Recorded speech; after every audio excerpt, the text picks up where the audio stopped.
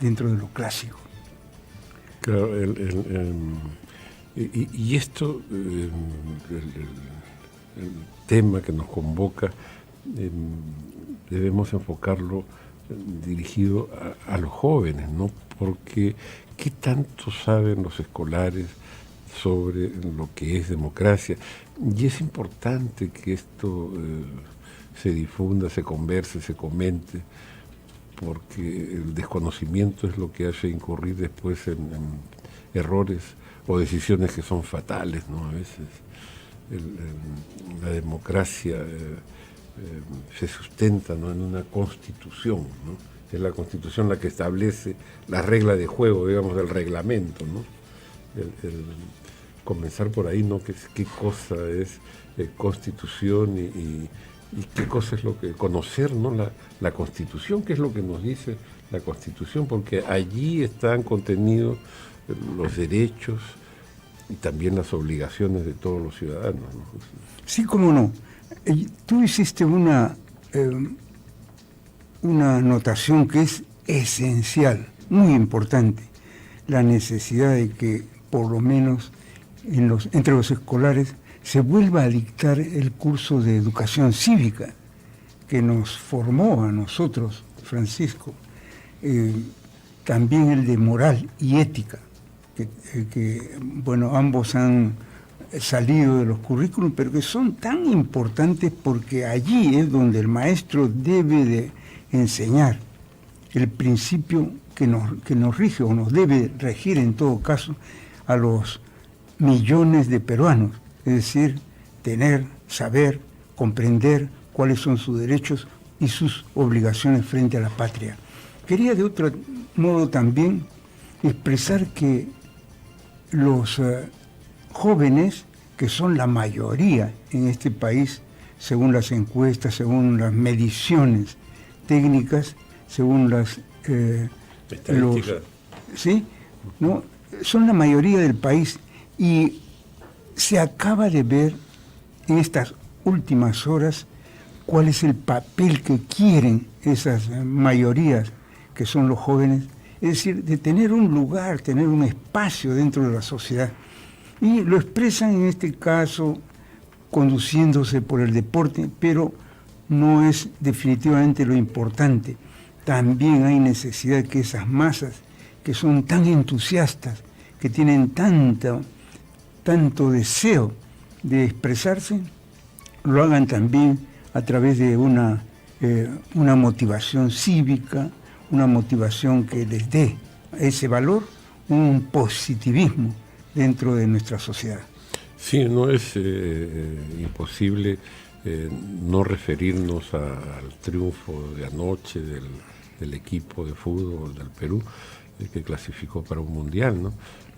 Pero yo comentaba más temprano, no sé, corrígeme si me equivoco, cuando comenzó este proceso de eliminatorias, tuvimos una serie de derrotas y hasta que llegó un momento en que ya estábamos más o menos resignados a no ir, ¿no? Ya como que aceptábamos que sí, pues lamentablemente no se podía.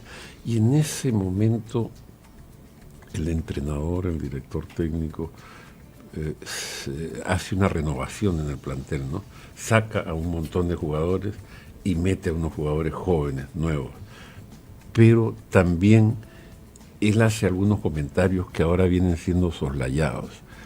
Y él destaca y resalta la importancia de la familia con los jugadores, ¿no? Él lo dijo muy claramente. Sí. Mira, yo quisiera anotar lo siguiente, porque en mi larga carrera de periodista he también incursionado por el periodismo deportivo y tuve a mi cargo uno de los papeles de cierta importancia dentro de mi diario cuando se jugó la clasificatoria para el Mundial de México 70. Y entonces vi cuál fue, en todo caso, el papel del entrenador Didi en esa época y cuál es el papel que tú señalas en este momento del entrenador Gareca. Ambos, Didi y Gareca, han considerado a los futbolistas como sus hijos. Y esto tiene una importancia excepcional por lo que has anotado, Francisco. Muchos de los futbolistas nacen en hogares que son disfuncionales, que están quebrados o que no han tenido una formación adecuada para darle también una orientación adecuada a los hijos. Y de eso, de ese material informe, es decir, que no tiene forma, ambos entrenadores, Didi y en este caso Gareca, han hecho como escultores un equipo funcional, es decir, tomándolos a ellos, orientándolos y diciéndoles, por ejemplo, en este caso, ya no hay jugadores, por lo menos en esta última etapa que nos ha conducido a esta clasificación, estos deportistas, estos futbolistas que más paraban en un tercer tiempo, dentro de las discotecas, de las boates, en fin, ¿no? En la francachela, los ha sacado de ahí y ha hecho un equipo que por lo menos atiende la necesidad que el deportista se cuide, y no solamente se cuide para él y su familia, sino sobre todo para quienes los emulan, que es lo importante, es decir, los niños y los jóvenes que quieren tener un referente, que no lo consiguieron tal vez en el hogar, pero sí lo consiguen ahora a través de un profesor, un entrenador, que sirve de maestro a quienes en este momento están en la cúspide del éxito. Gracias. Don Francisco, creo que también quería intervenir en esto, don Francisco, con relación a que si nuestro país, el Perú, ha vivido siempre una democracia, porque en un primer momento en la historia siempre se ha ingresado a la etapa de la dictadura militar, o sea, no ha habido una estabilidad democrática, si se quiere el término, don Francisco. Así es, nuestra historia política tiene que ver con una sucesión de golpes y actualmente vivimos un periodo distinto, digamos, que alentador, de esperanza, porque por primera vez en nuestra historia es que se suceden alternancias en el poder de manera democrática, no mediante la elección, porque antes se elegía un presidente, después venía un golpe, después se elegía otro presidente, y después venía otro golpe, y así hemos estado durante mucho tiempo, ¿no? A lo más había 2 periodos seguidos, 3, y venía ya otro golpe. Y habíamos estado haciendo alusión a lo del el resultado del fútbol por el tema de los valores, ¿no? Porque la democracia es un conjunto de valores que rigen la vida política, ¿no? Pero ¿qué es lo que sucedería si nuestros jóvenes no entienden, no saben, no captan, no se penetran, no hacen suya la democracia? ¿Qué es lo que podría pasar justo? Sí, es muy fácil la respuesta, Francisco, porque vemos cómo hay movimientos que han excedido la ley, se han puesto al margen de la razón y han empleado la fuerza, la violencia, la bala, el crimen, la alevosía para tratar de imponer sus ideas. Entonces, recientemente acabamos de ver en las encuestas callejeras que los jóvenes no conocen, ni siquiera mostrándole la foto de los genocidas, quiénes son, por qué están perseguidos por la ley, no perseguidos en todo caso, ausentes de la ley, de la razón, del orden. Y eso es, entonces hay un vacío que se debe de atribuir a la falta de orientación en el venero, en el lugar, en el conjunto donde debe de aprender el joven lo que es la conducción de su persona dentro de la sociedad, es decir, en la escuela.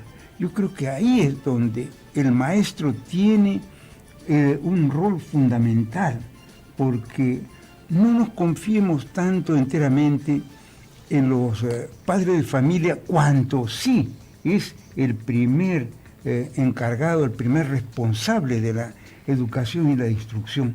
pero en el colegio, en la escuela, y de esto estamos hablando, es en donde primero debe de formarse al niño y al joven para evitar que se desvaríen, se desvíen de la función que les corresponde dentro de la sociedad. Sí, y para esto, claro, insisto, es muy importante el curso de educación cívica, ¿no? O sea, algo que fue retirado del currículo escolar y entiendo que hay esfuerzos que se están haciendo ahora en el propio Ministerio de Educación, como también en el Congreso de la República, porque resulta que han detectado que en algunos cursos les están contando una historia distinta a la real, ¿no? a la verdad de los hechos, una historia ideologizada. Y es que, claro, el ministerio ha sido invadido, ha sido penetrado, cooptado finalmente por gente que tiene todo el derecho a pensar como piensa, pero a lo que no tiene derecho es imponerle al resto falsedades, no mentiras. Y lo que a mí me asombra es que constatando que se han cometido irregularidades en la confección de estos textos, porque hay, llamémosle errores, algunos que son errores materiales, se equivocan en las sumas, en las restas, en las fechas, en las definiciones, o sea, se equivocan en muchas cosas, pero también distorsionan la verdad histórica. Y bueno, existe, digamos, un consenso de que sí, pues estuvo mal, ¿no? Pero, y yo lo que no veo son los culpables. O sea, se puede dilapidar así decenas, no sé si cientos de millones en imprimir libros, textos que no sé si están errados, equivocados, cómo llamarles, pero hay una responsabilidad. O sea, ¿cómo tan impunemente se puede disponer de los recursos públicos y no se encuentra culpable? ¿No hay nadie que se preocupe por sancionar? Yo creo que eso es algo inconcebible, porque he escuchado al ministro de Educación, Wexler, que ha encontrado errores tan gravísimos que han pasado, no sé si con complicidad, naturalmente, de las autoridades, han pasado como si fueran verdades, como por lo menos decir que son personas que equivocadas, a quienes se les debe de llamar como terroristas. Y esto recién lo están corrigiendo en todo caso, porque escuché al ministro que iba a tomar cartas en el asunto para evitar que los textos escolares, que son los elementos que están más próximos al conocimiento del niño, puedan servir para distraer, para empujarlos, para inclinarlos hacia un abismo, porque después de ahí ya no van a poder salir. Es una idea que se les está mostrando desde la cuna y en donde no va a continuar.